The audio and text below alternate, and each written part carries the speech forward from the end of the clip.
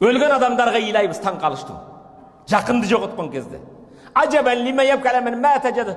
Біреудің жасады денесі өлсе илайбыз.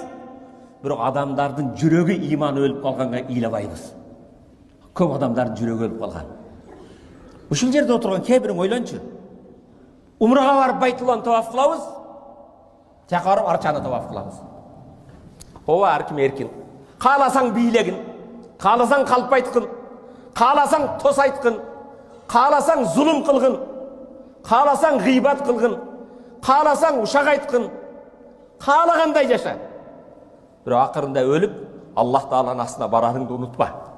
Әрбір нәрсеге жауап береміз. وَمَنْ يَعْمَلْ مِثْقَالَ ذَرَّةٍ خَيْرًا يَرَهُ.